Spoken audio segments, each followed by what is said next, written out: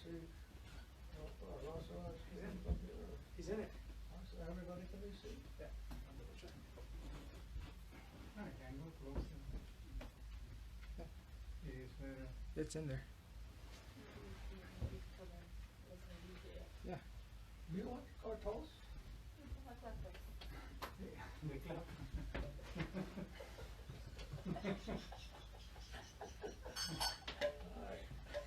I'll be destroying the rhythm.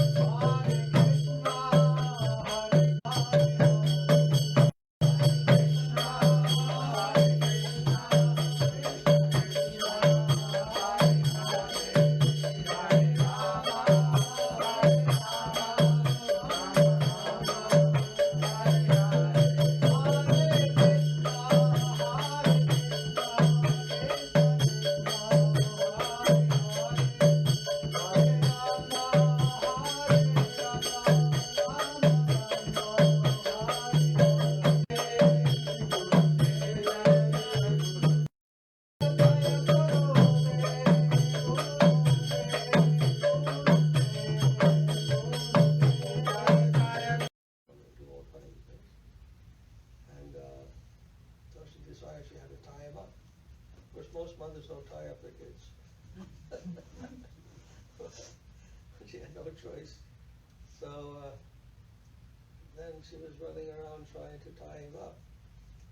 And he would run away, because he didn't want to get tied up.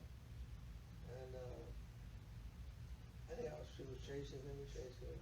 She was getting tired, and all her clothes were getting loose, and she was sweating and perspiring and stuff like that, perspiring. So finally she caught him,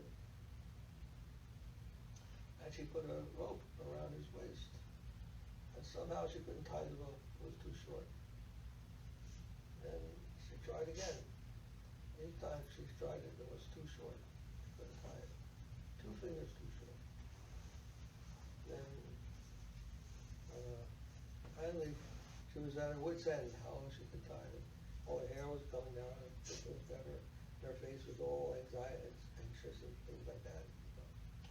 I'm giving so much trouble to my mother, and she's trying so hard to teach me how to behave. So I finally decided, all right, I'll let you tie me up. I didn't let the rope be long enough. Then she was able to tie him. And then after she tied him, there's another whole story that happens, but we won't get to that. But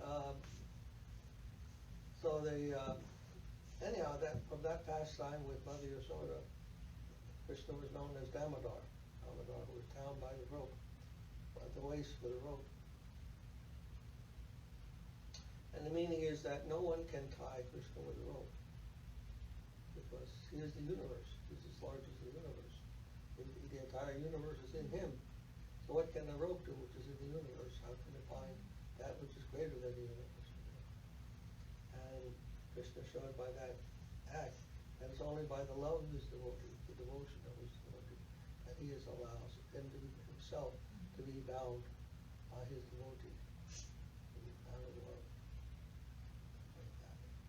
So we celebrate this Kartik month, the month of Damodar, because it also has to do with love. Kartik is the name of Radharani. Radharani is Kirtika. Her mother,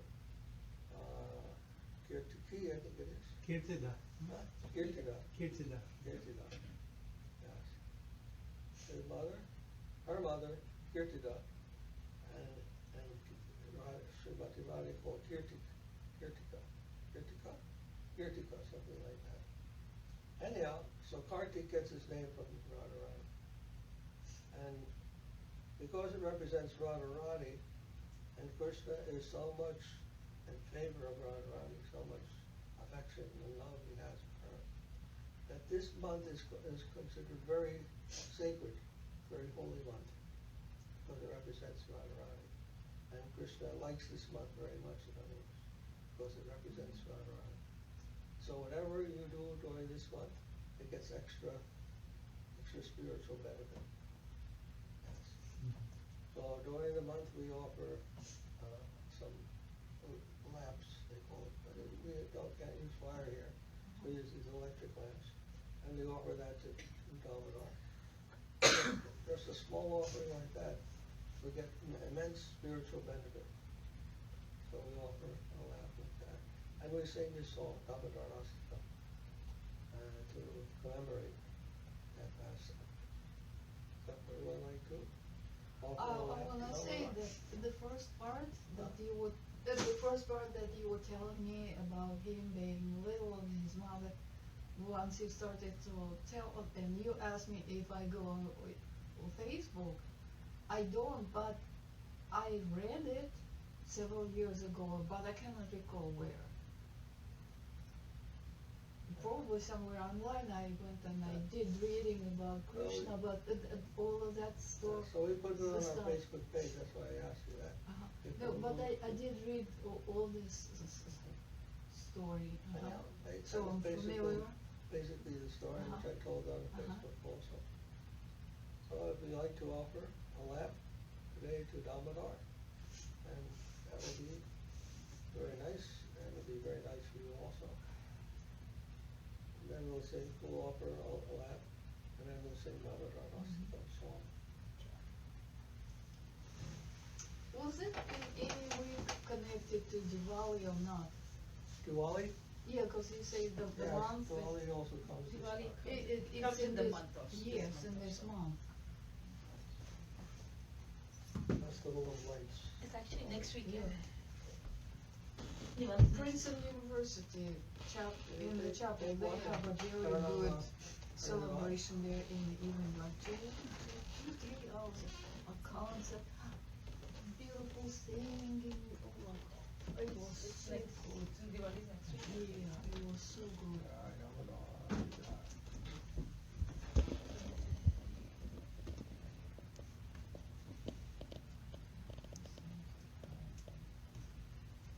Kirtan English. Wow, look at this one. Why change? Kirtan English, please. Does it work? Please,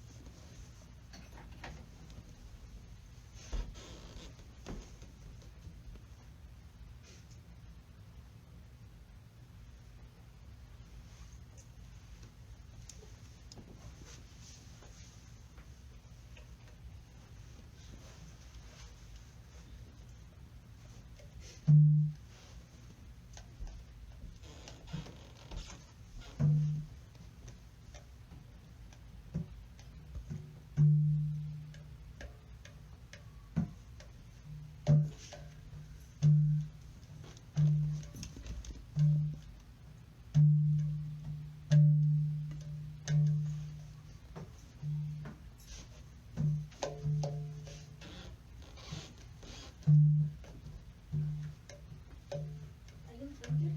Really? I didn't have a printed copy. You don't have a printed Oh, copy? that's right, we do. That's the one, that's the one. All right.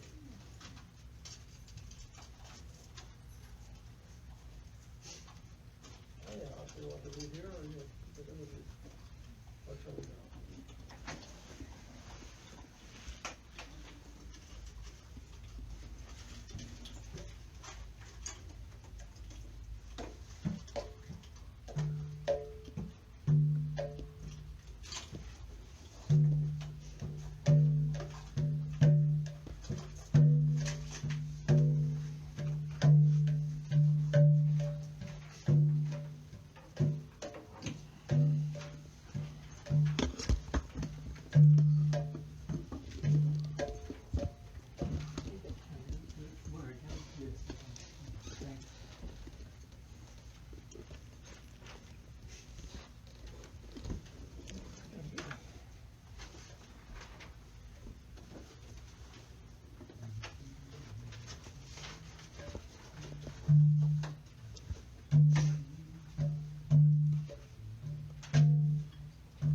Namam Ishwaram Satshiranandam Vasat-Kadalam Gokule Brajamanam Namamishwaram Sachidanandarupam Rasakundam Gokule Brajamanam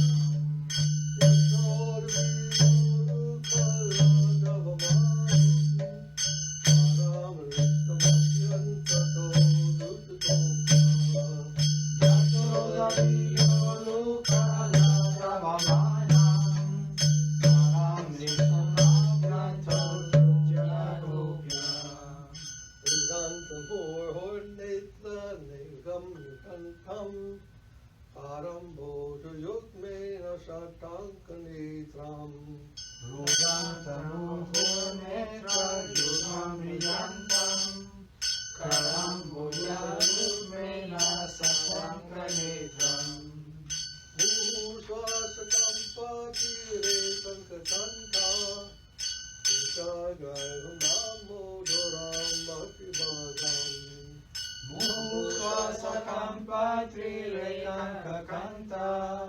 Sita Graham Damodaram Bhakti-Bhagam Iti Driksalila Viranandakunde Adoshani Majantamasyapayantam Iti Drisalila Virananda Kunde Swabhushanimajantang Achapayantam Tadiyeshu Tagyeshu Bhaktajitatvam Puna Prema Tattam Sata Vritti Vande Tadejesichanyeshu Bhaktajitatvam Puna Prematastam Sattavriti Vande Varam Deva Moksham Na Mokshavadim Va Nashanyam Vrineham Varesharapiya Varam Deva Moksham Na Mokshamarinda Natanyam Neham Varesharapiha Idam Teva Purnata Gopala Balam Sadame Manasya Virasam Kimanyai Idam Deva Purnata Gopala Balam Sadame Manasya Virasam Kimanyai Idam Te Mukambojam Atyanta Nilaya Vikam Kuntalai Snigdara Chaita Gopya Idam Te Mukam Bojam Atyanta Nilaya Vidam Kuntalai Snigdharataischa Gopya Lushum Vikam Bimba Raktadaram Me Manasya Virasta Malam Lakshalabhai Muhushumvitam Bimbaratadame Manasya Vidastam Alam Laksharavai Namo Deva Damodararanta Vishnu Prasida Prabho Dukha Jalabdi Magnam Namo Deva Damodarananta Vishnu Prasida Prabho Dukha Jalabhimanam Sripad Vikshati Dinam Vatanu Ihane Samamagyame Vyaksatisha Kripadrishti Vishyati Dinam Bhavanu Grihane Shamamagyam Edyakshidrisha Kuverat Padopada Motyai Vayadva Tvaya Motito Bhakti Bhajokitota Kuvera Madhava Jayatva Tvaya Mochita Bhakti Bhajakrita Tata Prema Bhaktim Svakam Me Prayacha Namokshe Doho Me Sida Modoreha Tata Prema Bhaktin Swakame Prayacha Namo Shreya Home Stita Modareha Namaste Sudamne Sporadipidamne Tvadiyodorayata Viswasadatame Namaste Sudame Pura Vittidame Svadiyodarayata Vivasadame Namo Radhikaya Tvadiya Prayaya Namo Nantavivaya Devaya Tubhyam Namo Radhikaya Tvadiya Priyaya Namo Nantavivaya Devaya Tubhyam Namo Radhikaya Tvadiya Priyaya Namo Nantavivaya Devaya Tubhyam Namo Radhikaya Tvadiya Priyaya Namo Nantavivaya Devaya Tubhyam Hare Krishna, Hare Krishna, Krishna Krishna, Hare Hare, Hare Krishna, Hare Krishna, Krishna Krishna, Hare Hare, Hare Rama, Hare Rama, Rama Rama, Hare Hare. Hare Rama,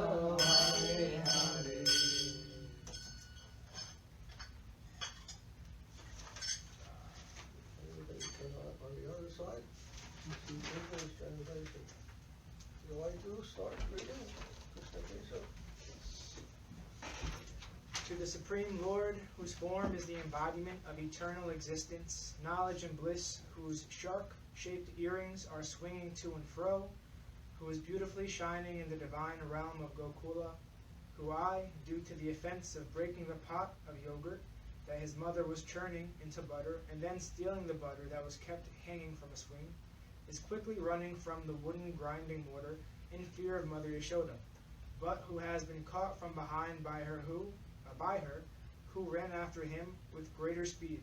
To that Supreme Lord, Sri Damodar, I offer my humble obeisances. Kushan. Seeing the whipping stick in his mother's hand, he is crying and rubbing his eyes again and again with his two lotus hands. His eyes are filled with fear, and the necklace of pearls around his neck, which is marked with 3 lines like a conch shell, is shaking because of his quick breathing due to crime. To this Supreme Lord, Sri Damodar, whose belly is bound not with ropes, but with his mother's pure love, I offer my humble obeisances.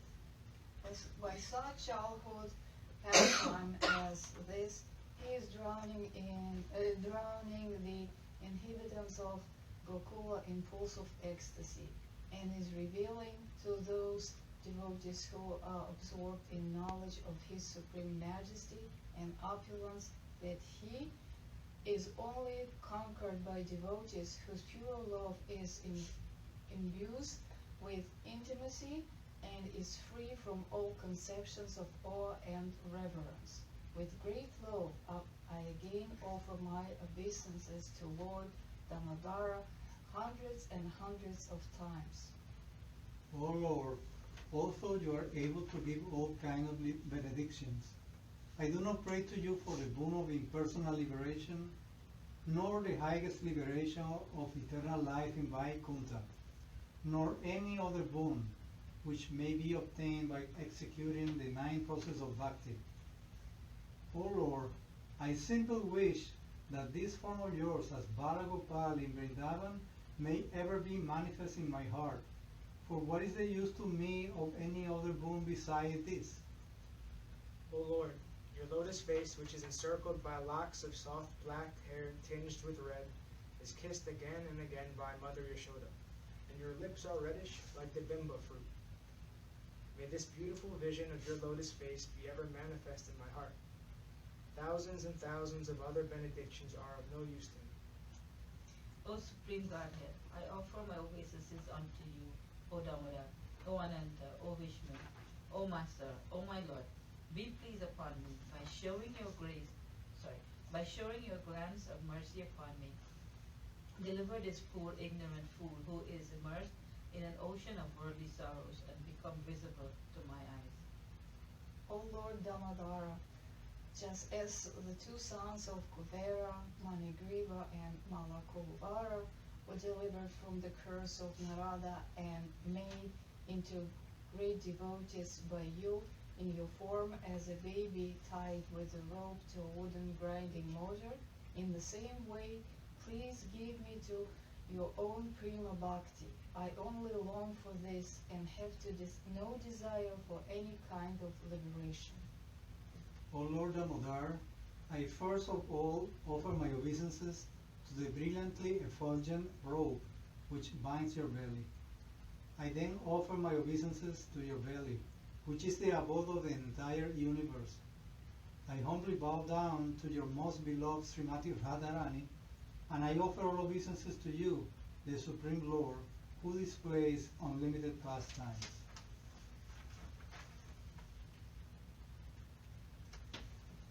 Oh, the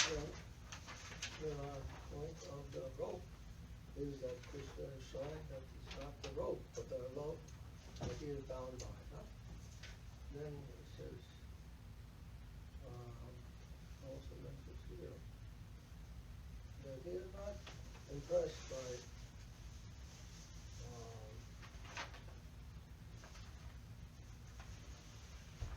knowledge of his supreme majesty. Those who worship Krishna because he is God, they're not very impressed by that. Some people think they can catch Krishna by knowledge. Oh, Krishna is saying here, they're they're not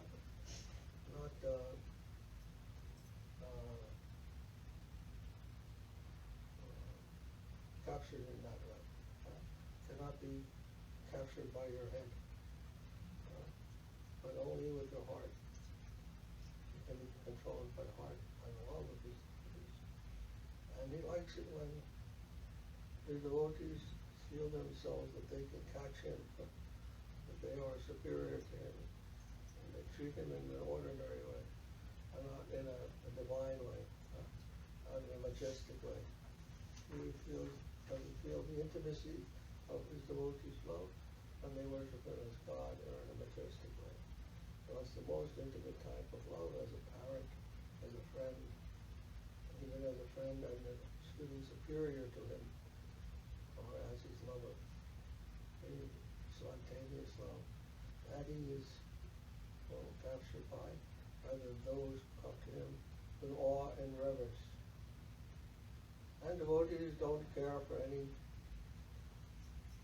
benediction or boon from Krishna when they worship him. They're not thinking, oh, I worship him and I'll get something in return, like many worshippers of demigods and other things. People are after some fruitive results. So people who do things because they want to get something from it. That kind of different person who comes to him.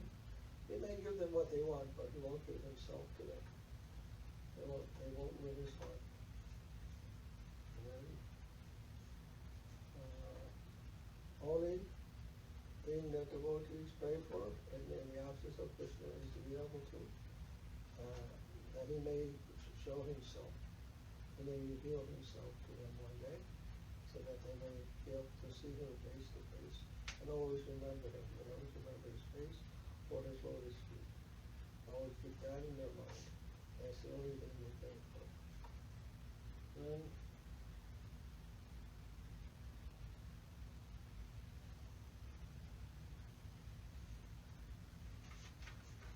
the sons of Kuvera, Manipura and the other guy? Nalakuvara. Nalakuvara. Nalakuvara and Manipura. That story you may know. When Narada Muni was traveling one time, he saw these two boys, two men, frolicking in the waters with the naked girls, and they were also naked. And they did not even notice that Narada Muni had come. And when he came, they did not offer obeisances or show any shame to what they were doing. And Narada thought this is not good behavior for Brahmin to act like that. And so he cursed them. They would stand naked as trees for many lifetimes. Anyhow, and as trees, the trees that is strung about in here,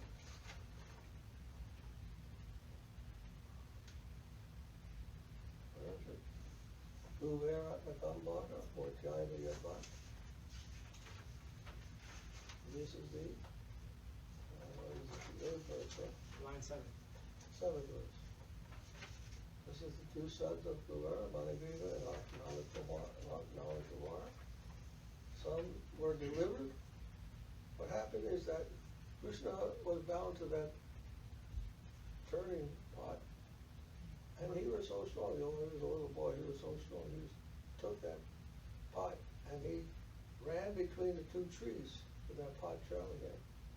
And as he was running past the two trees, in between the mortar, yes, as he was running with that mortar tied to his waist, he was between these two trees, and the trees are pulled down by that mortar.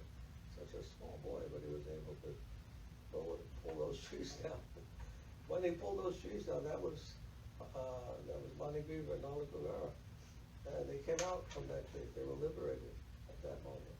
And they were given their original beautiful forms again. So just as he's saying, we're delivered from the curse of Narada and made into great devotees by you in your form as a baby, tied with a rope to a wood grinding mortar. In the same way, please give to me your own prem bhakti. Give me love for you. I only long for this and have no desire for any other kind of any liberation.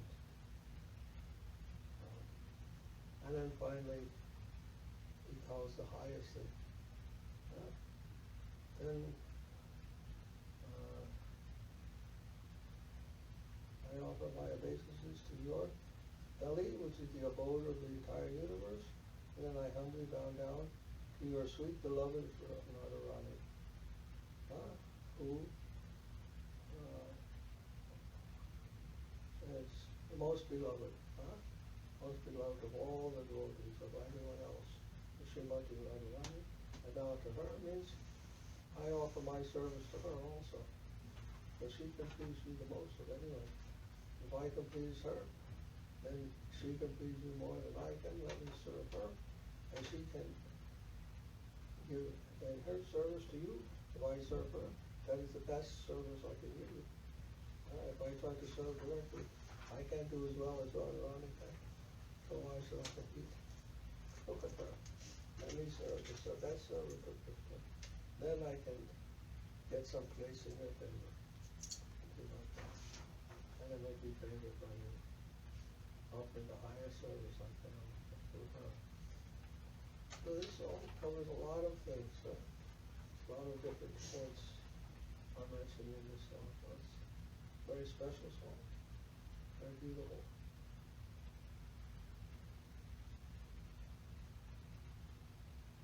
With a lot of different feelings and meanings. Well, said something. Who wrote this song? What's his name? I can't remember now the name of that saint who wrote this age. I don't remember. It was in the Padma Purana, right? It's in the Padma Purana? I believe so. Yeah.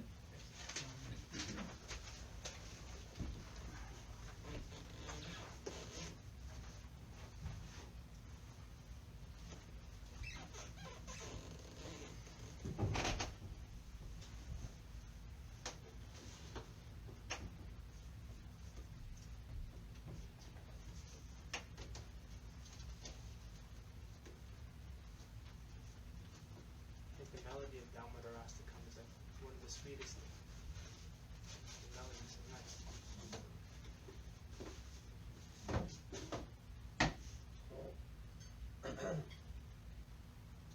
You know the meaning of the month and the name Damodar and the different songs about him and the different pastimes surrounding him. Any questions or anything you want to ask? Anyway? Can we put the mic on, Maharaj? Okay. We still have to sing 2 our songs. It's okay. Yeah, go afterwards. Yes.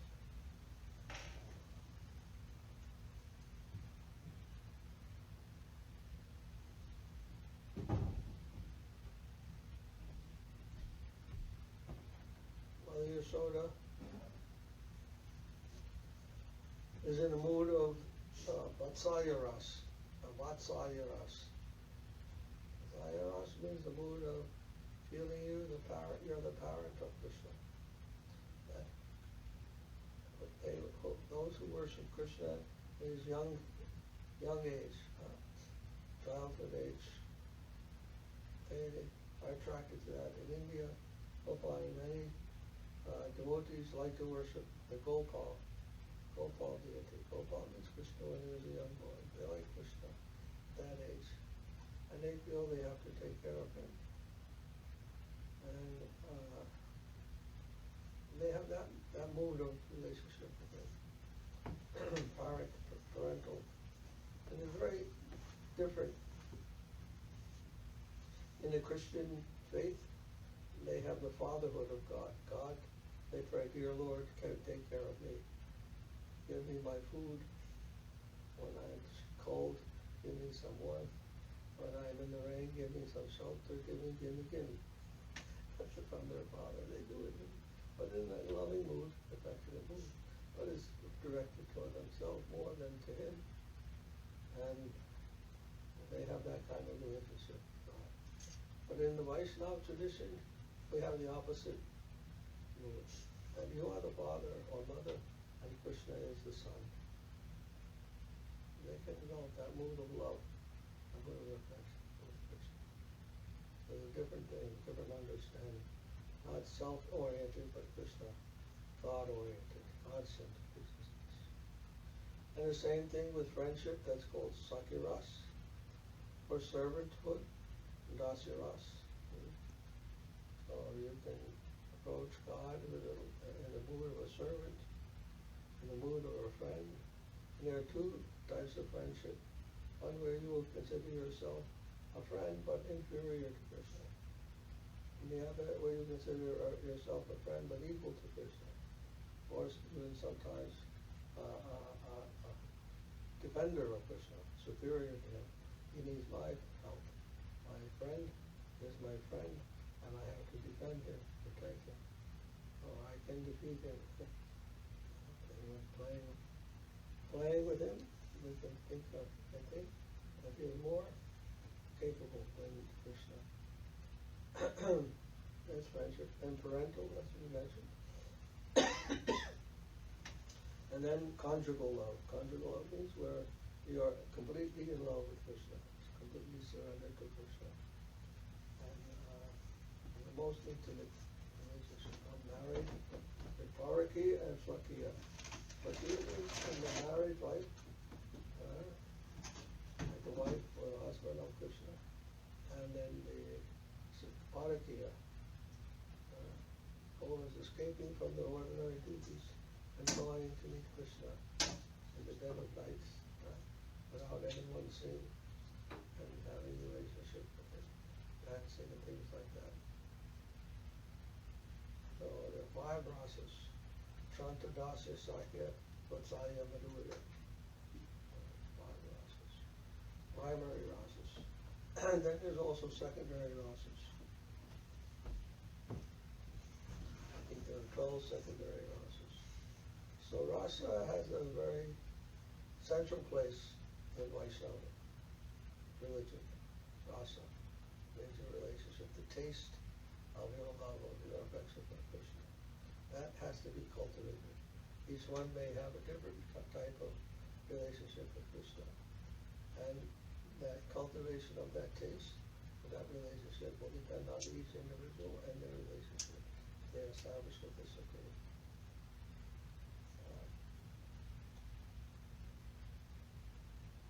One doesn't have to plan out these things. Nothing to make some plan. I want to love Krishna in this way. Simply by chanting and doing service, that relationship will be revealed within your heart. That heart, your heart will develop a certain type of relationship with Krishna. And most important is to have that first of all, you must have the devotional spirit. Otherwise, any relationship you have with Krishna will be motivated by materialistic consideration. First one has to learn the spirit of service, dedication. That's very important. Without that spirit of service, approaching Krishna through any of those relationships can only be selfish. Self-interest will be involved. So first we must learn the spirit of service, of devotion, of dedication. And that way the heart must be purified before one can ever expect to develop a relationship like that, of any type, with Krishna, and to have it actually be that, and not some contaminated thing, in the name of devotion. And it becomes sahaja, imitation, because the spirit of enjoyment, of selfishness is still there. So let's give up that, and then any relationship we establish can be on the proper platform of love, of transcendence. So we must first learn those basic things, those fundamental things. Then when the heart is pure, then other things may be revealed. They will come and we will understand them. Otherwise we will only misunderstand. All right. Any other comment?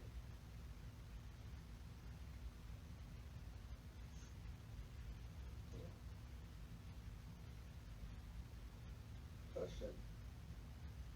Oh, Why Damodar Kartik is fall between October and November? Could it have been any other month? Or is it because of the calendar? huh? Is it because of the calendar? Well, actually, the next month is called Mrigashirsha, and that happens to be the month of Krishna. Krishna is first. So he is the month that Krishna rules over. So Radharani comes before Krishna when he's younger, and that way there's a connection between the months. I don't know what the other months mean, but something like that is there. I have a question. Huh? I have a question. Yes. What is the first day of the month and the last day of the month? Is it the same like 30, 31 No, days? this Like we run on the lunar calendar, we Yeah. run on the solar calendar, and that is on the basis of the lunar calendar. The lunar calendar is calculated according to the movement of the moon. And the moon, the full moon and the new moon, and then the full moon and new moon, there's two cycles of the moon in 1 month, 15 days of each cycle. And that 30 days is equal to 1 month with the lunar calendar. So that has a different dates than what we measure in the lunar and solar calendar. So when is the first day of this month? When is the first date of Kartik? I think it was on the 13th. And then ends when? In the end, the 30 days after that. I'm not 30 sure. days? 30 days of the moon after that, I'm not sure when it is. The 12th. And the Vedic calendar still has 12 months? Huh? The Vedic calendar still has 12 months? Yes, sometimes. Hare Krishna. Hi. Good to see you again. Thank you. You remember me, Prabhuji? Yes, sir. You remember again. Thank you. I'm so glad you could come again. Please have a seat if you don't. I'll sit down. What was the name again? I can't remember. Ajay Prabhuji. Ajit? Yeah, Ajay. Ajay. Yeah, Ajay. Okay. Nice to see you again. So we're just talking about Kartik. Oh, Kartik. In the month of Kartik. And we just had some offering to Damodar. If you like, we can offer. Sure. We can burn candles in here, so we have Yeah. this electric one.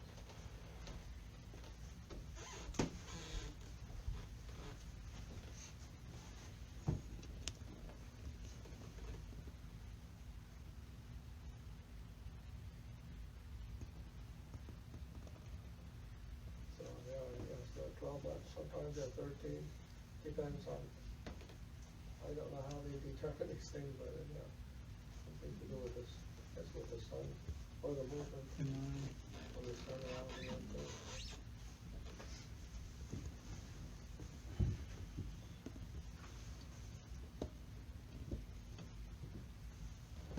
I was just talking with Krishna Keshav on the way here about how the moon, why is there one phase that's waxing, one phase that's waning?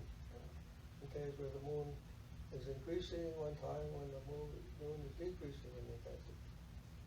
And how the moon is actually coming closer and closer to the earth. There's a gravitational effect. The moon has a gravitational effect on the earth, and the earth has a gravitational effect on the moon. So that when the moon comes over the earth, over the water, it pulls the water up. It causes the tide to change. And when it comes closer and it goes far away, then the water comes down again and the tide comes in. Like this, it affects the tide. But not only that, the moon is also spiraling inward. Because the moon is being pulled by the earth. Earth is bigger planet than the moon. So the moon is coming in closer. I don't know how many inches every year. It was a couple of inches, something like that, in toward the earth. So one day it's going to get so close that it just won't be able to stay in its orbit. And only one face of the moon shows to the earth. The same side of the moon, always facing the earth. So the moon makes a turn, like a 360-degree turn, but it turns in such a way that it's always facing the earth when it makes that turn. When usually the other side makes a complete 360-degree turn on its own axis. See, everything has a turn, has a spin, even the moon. So the way the gravitational forces work on the moon and the earth, it only faces one side. So it's kind of like pulling the moon in one direction. And anyhow, like that, it's a very interesting thing going on. I don't know when they predict the moon will hit the earth, or one day it will, according to the scientists. Of course, according to Veda, I don't know if that will happen, but anyhow, according to gravity, that should happen. So a lot of interesting things.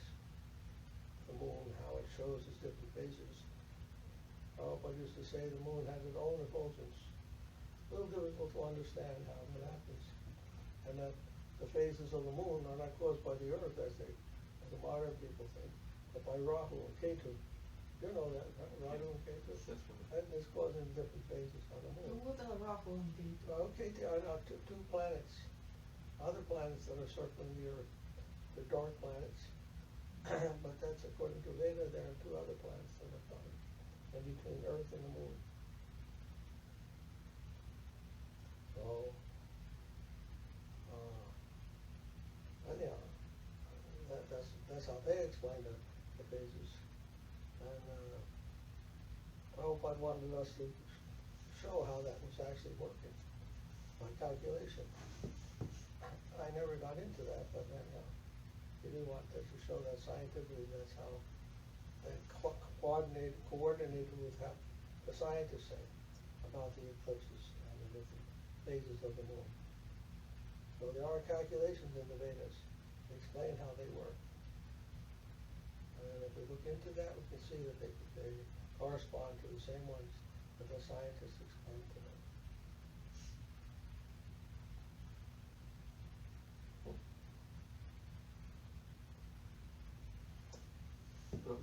If Earth is pulling the moon with its gravitational force towards it, right? So what force is pulling the moon away from Earth? This is Like you said, moon is pulled by gravitational force of Earth, right? Towards it. So what force is pulling moon away from Earth? You know this, they call it centrifugal force. You know what that is?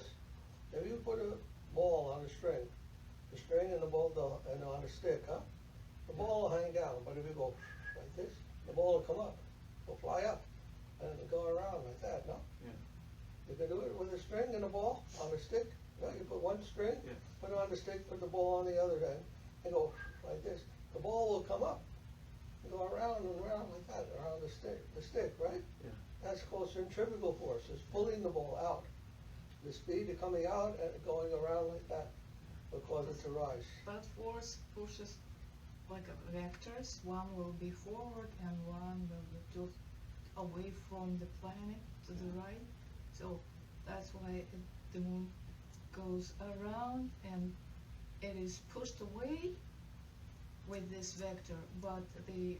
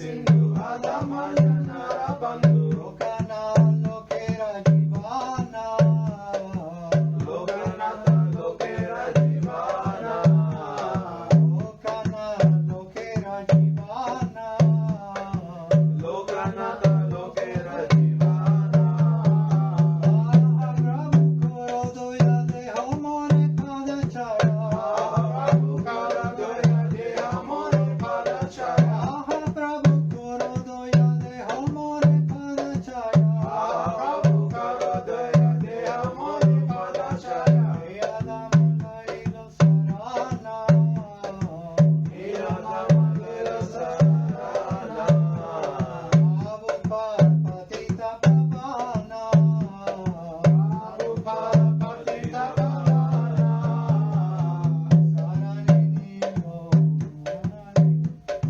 Abhayasi Pada Padma Saranini Mo Abhayasi Pada Padma Saranini Goya Koro He Goya Koro He Goya Koro He Goya Koro He Pati Pavan Sri Guru Dev Goya Koro He Pati Pavan Sri Guru Dev Goya Koro He Adama Patita Ye Goya Koro He Pati Pavan Sri Guru Dev Goya Koro He Guru Dev Guru Dev Guru Dev Jaya Jaya Guru Dev Guru Dev Guru Dev Jaya Guru Dev.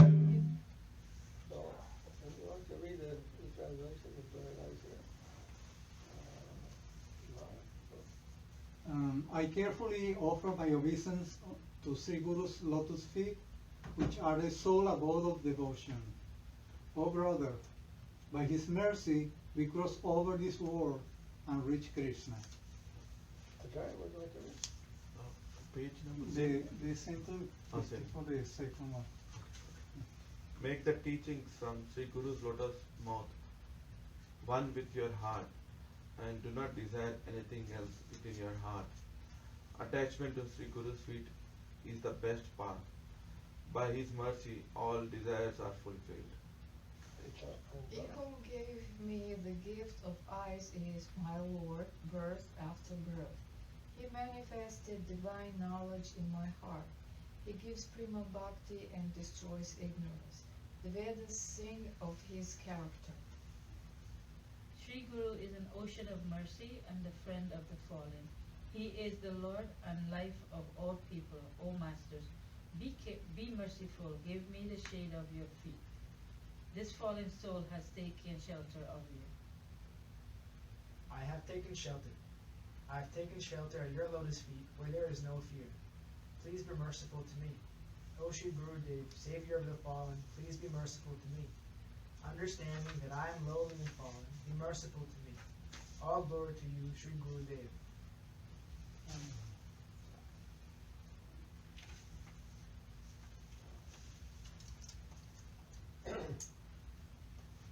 I have the same melody as Guru Parampara. I have the same melody as the Guru Parampara song that Chari Maharaj is singing in that video. Was it? Yeah, it was really nice. Chari Maharaj has a really nice video on YouTube. I got the whole temple in Navadvip. It's the same melody. He's like Guru Parampara, Guru Parampara. It's really intense. It's, oh man, it's super nice.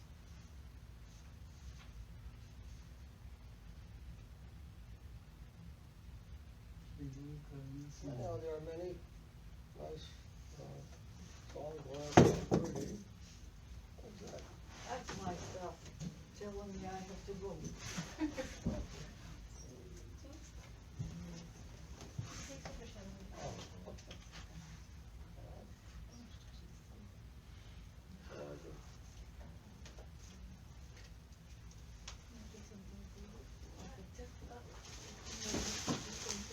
Somebody beautiful.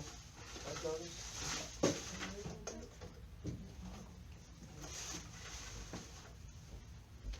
We will just sit down one day and have an entire class on these books. They need to be put in. The translation is nice.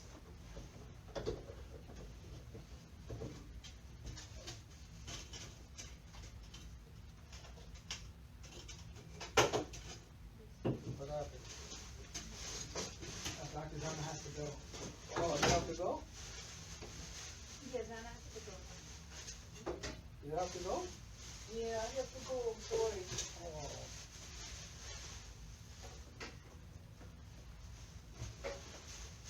And many songs glorifying Guru in the Vaishnava tradition that we follow. Guru Dev has a very central place. How do we know about the infinite? How can we expect to know anything about what is beyond us? Whatever comes within our vision, within our experience, we have some knowledge about that. It's called science, right? Whatever comes in our experience, we create science from that. Whatever we can experiment with, handle with our hands, see with our eyes, smell with our nose, hear, sound. That's called worldly knowledge. Worldly knowledge, or science, empirical science. Knowledge of the senses, acquired from the sense experience. We call that mundane science, material science. But there are other sciences also. Would you mind coming closer to Sripad Puri Maharaj? That's okay. No.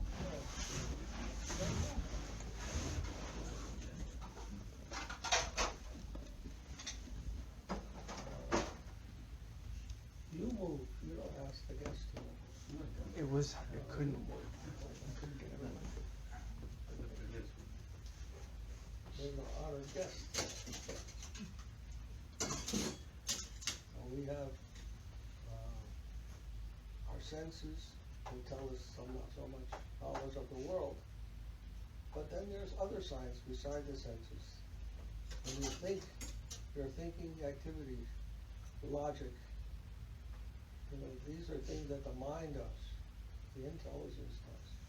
They can also be an object of study. They're called logic or philosophy, ontology, epistemology. There are so many logical sciences. They don't require the senses, just they require thinking. And we can get some knowledge of that also. The knowledge of metaphysics, they call it. Physics, there's physics and there's metaphysics.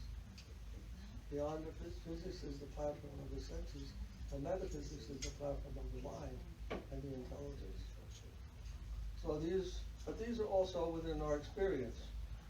So the physics, the metaphysics, material science, natural science, that's all within our encompassing our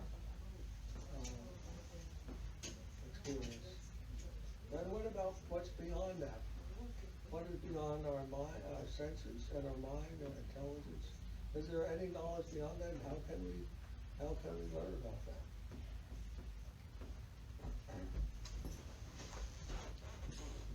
Well, let's say somebody went to Mars or Saturn or some other planet, and we don't know what's going on there, and we can think about it. We don't have any clue. But if somebody goes there, they can tell us about it. Then we can learn something. And then you have to go to the moon. Like, have you ever been to Australia? No. Some people have been here, and they can tell us that there's kangaroos there. There's all kinds of funny animals. Guys, thank you for coming. Yeah. Did you get some for shot? Yes, thank you. And then, how can we learn about those places in Australia? What kind of animals and things like that, kind of weather they have there? If somebody goes there, they can tell us, right? And by hearing, we can get some knowledge about things that we cannot see or smell or touch or anything else. So hearing is also a process of learning about things, understanding things. So then how about God, the infinite? How can we learn about that? Something that is so big, nobody can approach that. that is bigger than anything anyone can approach, larger than anyone can ever grasp any part of, or the whole of. And maybe grasp a part, but the whole of it we can. But even there is the role of guru. Guru comes in giving us what they call transcendental knowledge. That's called Divya Gyan. Divya Gyan? Divya means transcendental. Means not within this range of the senses, not within the range of the mind, but there's still knowledge. Still knowledge beyond that. Beyond the mind, beyond the senses. There's something called Divya Gyan. And we get that through hearing. In Sanskrit it's called Shrotriyam. Shrotriyam, or Shruti, Shravanam. Shravanam, all these words refer to hearing. So the Shruti means the scripture. The Veda, things like that, we call Shruti. Shruti means what is heard. Not that you'll experience that, but that we can learn about it by hearing. And the teachers of that knowledge, not only like you can record all the Vedas on the tape recorder, and you can listen to that, not like that. That's good. Many devices. Yeah, too much. Oh, yes. Machines. I switch off this one and I give it. Okay, we have so many machines. Maybe. Well connected. Too much. Me too. We want to put on this machine too. See, now I have some machine. We're all the machines.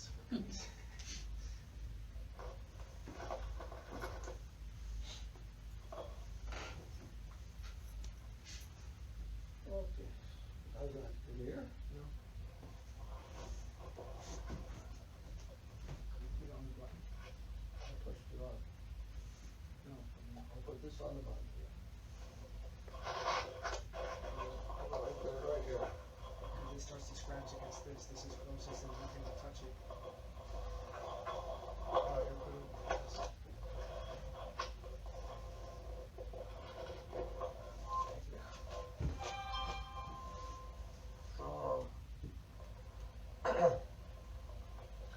So not hearing like that, not just a parrot recording,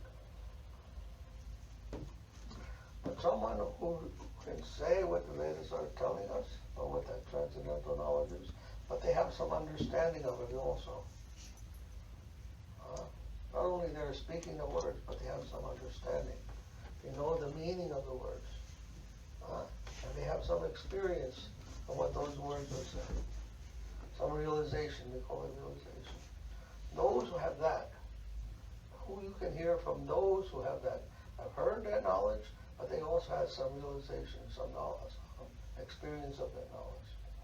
That is the qualification of hearing that we need. In Sanskrit it's called Shrotriyam Brahmanistam. Shrotriyam Brahmanistam. Who has heard Shrotriyam? And Brahmanistam, who is fixed in Brahma, who is fixed in that knowledge. What he has heard, that knowledge has become fixed, and he has become fixed at that level of what that knowledge is coming from. Who is still in the material conception of life. They may have heard those things, but they're not fixed in that knowledge. They're wavering. Maybe there, maybe here, maybe anywhere. Or maybe they have not even reached that platform. So there are different types of guru or teacher in that case. Reserved gurus are fixed in this platform, but are teaching about that higher platform. And there are gurus who are in that platform, and then they come down to this platform. And there are gurus who are fixed in that platform and talk about it from there, but usually they don't talk to people about their knowledge. They are fixed in that platform. They don't bother to explain it to us. They just expect us to come there. So different types of gurus. But that is the only way we can get to that platform, through guru. Because how do we think in terms of those higher things when we only have our senses and our mind to guide us? Not all going us in this world. He won't bring us to that world. So Guru is necessary to go to that world. He can take us. Because he has gone there from his Guru. You can't get there any other way. How will we, with our imperfect senses, our conditioned existence, be able to understand those things? It won't happen. So Guru is necessary. And therefore, these songs that we sing about Guru, they try to show the importance of that element in our spiritual life. And to find the right person, the right teacher, and who can give us that higher conception, that higher perspective. That we want to associate with. Not only reading is also important. Because if the realized Guru is writing a book, then we're also getting the benefit of that. Like this, we can learn about our spiritual life and we can make progress in our spiritual. Otherwise, it's very difficult. How to do it, I don't know. Other ways of doing it. Somehow, some people are very, from previous life, they may be very pious. They have learned from previous acharyas somehow in their life. They have received the mercy of Krishna, and they are able to come to that platform very quickly and very easily. But generally, we have to go by way of teacher and student, Guru and Shishya. You have a Guru? I have Guru in India, Prabhuji. In India? Yeah. Not related to ISKCON. Not related to ISKCON? Yeah. All right. Anyone can be Guru. You have to see what he is saying. If he is saying the right thing, then no problem. Same thing, Guru is one, you can say any organization he can belong to, but he is saying the same thing. That's the test. The teaching the same thing, that you must surrender to Krishna and serve Krishna. And that's the right path, the right approach. All these songs are there to glorify the position of Guru, the help that Guru gives us, the mercy of Guru. So many things are there to help, to remind us of the central importance of our teacher and how we depend upon that teaching, that sound, that instruction, that guidance to nourish our hearts, nourish our souls, and to lead us in the right direction toward Krishna consciousness. And then all these other practices, chanting, doing puja, associating with the devotees, everything, that will help us. That will help us and encourage us to go on that path. But it all is based upon the teaching of Guru. So devotees, they like to associate with those who are following the same path that they are trying to follow. Because that gives them encouragement. It gives them faith and strength to keep going on in that direction. Otherwise, you associate with so many materialistic people all the time, you'll become like them, Birds of a feather, they flock together. You associate with birds who are interested in other things, don't become one of them. I heard of that children, sometimes they're left by their parents in the forest, and the animals raise them. And they become like animals. What do they call them? Like Mowgli. Mowgli. The jungle. Yeah. Feral children. You heard of that? Feral children. I saw one YouTube video. She was really walking like this. Ah. Huh? Yeah. In YouTube, they got one girl from forest. From the jungle. Yeah. And she doesn't know how to act. monkeys raised her. Wow. She's walking like The this. feral children, yes, there are some people. And the animals are very kind to them, actually. They take the time to train them on how to act like animals. That's crazy. So, according to whom we associate with, we will become like that. So if you associate with saintly people, we can become a saintly person also. If we associate with criminal people, we may become criminal. So, like that. Sangha. So we want Sadhu-Sanga, That will be helpful to us. Sadhu, sat means truth. Those who are associating with truth or trying to understand the truth, they can help us to go in that direction also. But if we're always associating with mundane people, we'll become like that, no doubt. We're like mirror. We're a mirror, you know. Our heart is like a mirror. They say the mind is a mirror. It reflects. Everything that's coming into us is reflected in the mind, the mirror of the mind. That's all we see. Not only the magnet from it, whatever it sees, catches. Catches it. Okay. So our mind is made up of what we reflect on, what reflects in us. That's our mind. So by hearing from Guru, associating with the sadhus, and performing the activities of the sadhus like that, all of that is part of our sadhana. Our sadhana. And that sadhana will help develop the bhakti lata. Bhakti lata is the creeper of devotion. It's explained that there is in the heart, when you put the seed in the heart, the seed will grow into a creeper, the seed of bhakti, called Bhakti Lata Bij, Bhakti Lata Bij, the seed of bhakti. That is put in the heart by Guru, and then by hearing, continually hearing from Guru, associating with the devotees, engaging in the activities of bhakti, that seed will sprout and produce a creeper. And as that creeper is growing, it will eventually reach the lotus feet of Krishna. Okay? And there it will fructify. So, but the process of helping that grow, the watering process, is called Shravanam, Kirtanam. Hearing and chanting, hearing and chanting. That's why when we chant, one person will sing and then the other one will follow. Hearing and chanting. And that is the process of watering. And in that way, the bhakti will grow, become nourished, and gradually our love for Krishna will awaken. Even by chanting ourselves and hearing it. Sometimes people want to chant silently. Not okay, but if you chant out loud, you can hear what you're saying also. And this way, hearing and chanting, that will help us very much. And especially Sankirtan. Sankirtan means chanting with others, other devotees. It's even better than chanting by yourself. Because it's hearing and chanting. And that is a process Krishna gives us in this Kali Yuga for making progress in spiritual life. Sankirtan Yoga.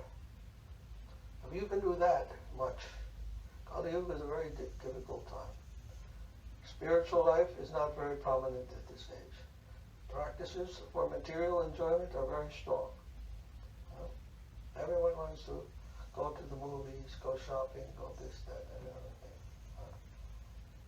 But so that devotional life, temple life, worship, all those things, sometimes we'll do, but mostly not. But we can always chant. Anyone can chant Hare Krishna Maha Mantra. That will help. We can always chant as much as possible. That will help us. That is the special benediction given in the Kali Yuga. So at least we must try to do that. And as much as possible, we try to associate with the devotees, attend the temple, worship the deities, and so forth. But at least at our home, when we have no other, instead of doing so many other things, if we chant, that will be very beneficial. So you are from Edison, right? No, Hamilton. Hamilton, okay. Is it difficult to come here? No. No. Yeah. 20 minutes only. Yeah. Whenever you have a chance. Today, my brother is coming from Dallas, so I want to stay more here, but I need to pick him from the airport. Yeah. Anyhow, whenever you have the chance, come here. Chat with us and have prasad. Sure, probably. Definitely I'll come regularly. 28 I'm going to India probably. Oh, of course. Yeah. Where do you come from? Hyderabad. Okay. Yeah. Nice. Yeah, 3 weeks I'll stay. I'll come back after 3 weeks. From then on I'll come. When do you go to India? Probably When? 28th. On the 28th. 28, yeah. Diwali. Well, Next year of Diwali. Yeah, Diwali. we're having the parikram. You know, Shantamuni Maharaj. Yeah.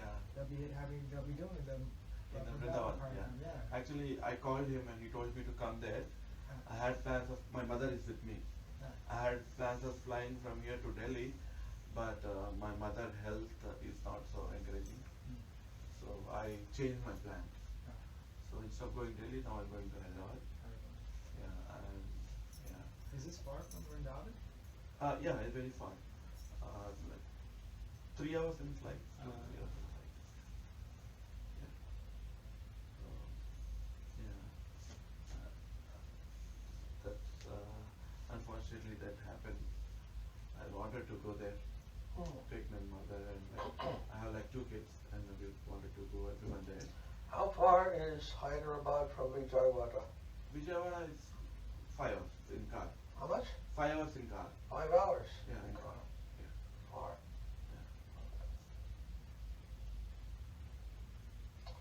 Okay, because we have one center in Vijayawada. Not too far for you. All right, so any question?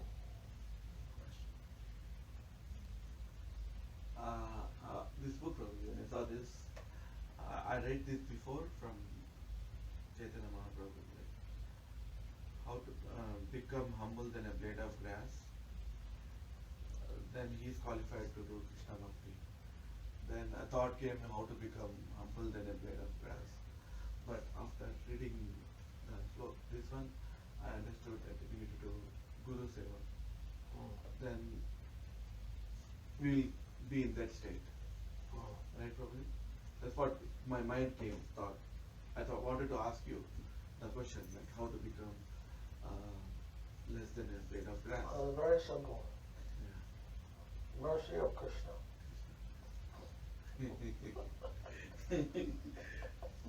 There's no other way. Only who has the mercy of Krishna, and they can read it. I tell this story about the grass that I also realized one day, and then I made this sign when I realized this. You know, this says all the scientists in the world working together, they can't make the grass land. They can't make it. All the scientists, big scientists, very intelligent, all these theories, mathematics, all this, they can't make cars. I tell that to the scientists. Santa Maharaj go to the scientists in India, and he told them this idea. That can you make a blade of grass? You're talking so many scientific things. Can you make a blade of grass? One blade, only. Can all your friends, get all your friends together, make a big laboratory, all the money that you wanted, can you make one blade of grass? They can do it. Why? All over the world grass is being produced, no? Very easy. Some air, some water, sun, and the grass is growing. Then can you make it in your laboratory with all your science, all your technology, all your machines? Can you do it? Then, what's so special about grass?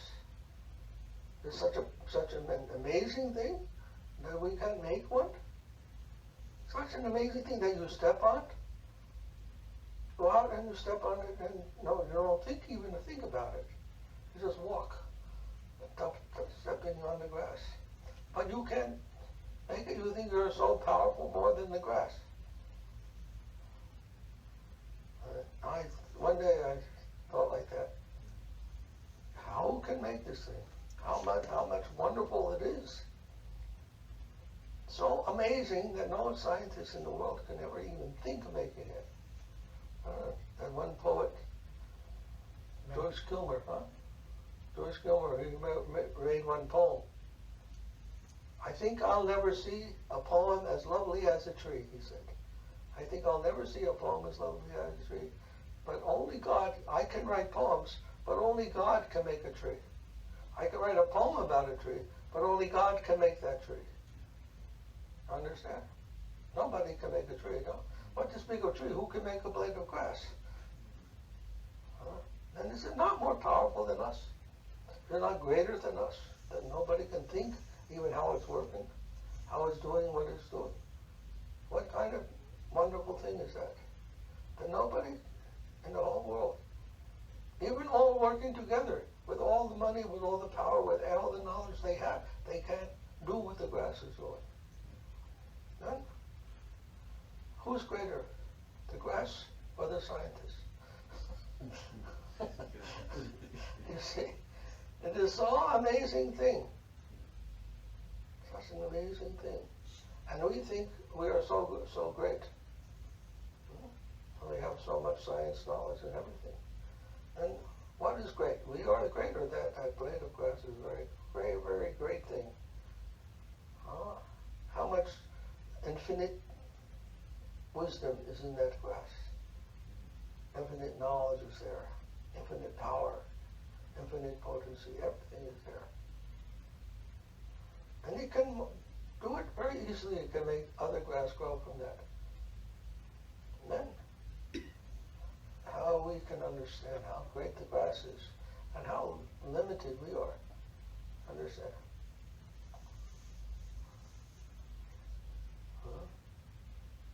If we think it's so simple, grass, wow, who's thinking about that?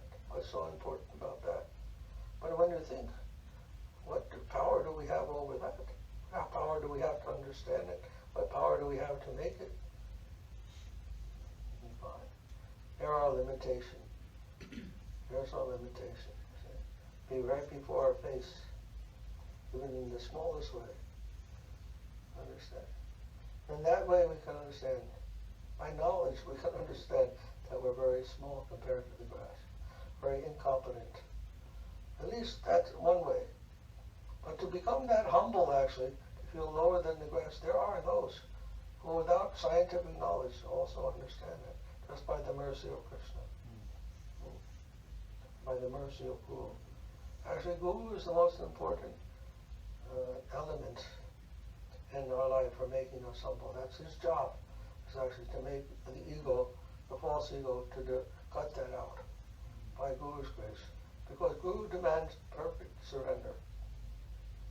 Perfect surrender. I remember Govinda Maharaj told us when he came to Guru Maharaj, this Gurudev asked him, he says, can you listen to me without following your own mind? Govinda Maharaj thought, that's very difficult. He said, I'll try, but yes, I understand. You mean even if I have some good idea in my mind, I can't do that? No, he said, no. You can't follow. You can't follow your own mind. You have to follow what Guru says. Then you can become proper disciple. So from that day he decided, all right, I'll follow whatever you told me. And he never did anything that his mind told him to do. Only what Gurudev told him. That's surrender. And that is how we get free from this ego that I want. But don't do what you want, but do what Guru wants. Then we can be humble. That requires great humility. That humility means no ego. I don't allow my ego to control me. I allow only what Guru says to direct me. Now that, and when we understand, when they say in the prayer, in the Christian world, they say, thy will be done. Thy will, thy means God. Your will be done. We also, Krishna, we want to follow Krishna's will.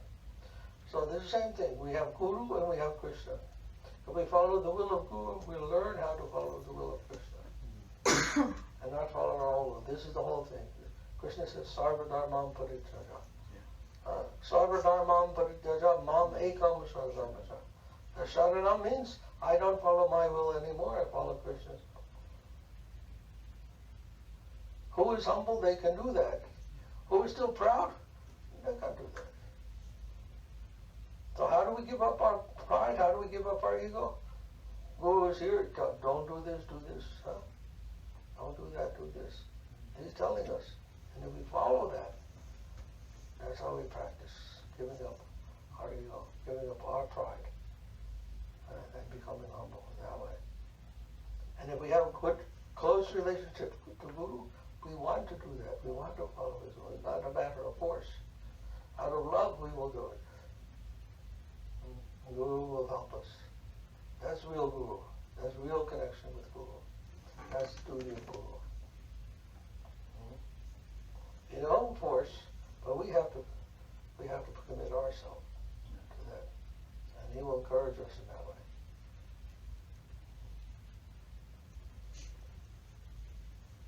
Understand? So Guru is very important. If we want to get humble, become humble, and we want to be surrendered to Krishna. That is the key. Otherwise, it's very hard to understand what Krishna wants. What does Krishna want? At least we can follow what Guru wants. And he's teaching us how to be able to understand what does Krishna want. What do you want to say? Brought this book out. Yeah, last time you were here was I think before the conference. When Shantanu Maharaj was talking about this conference that Maharaj. Yeah, before the conference. Yeah, and this is a conference book from that conference, and Sripad Maharaj's 2 papers in here, and some other. So can I give him Maharaj? Sure. Didn't get one last time? Thank you. I didn't give you one last time? No, last time I came before the conference. Okay. Okay. Are you a science person? Not much. I work in computers, but yeah, not much.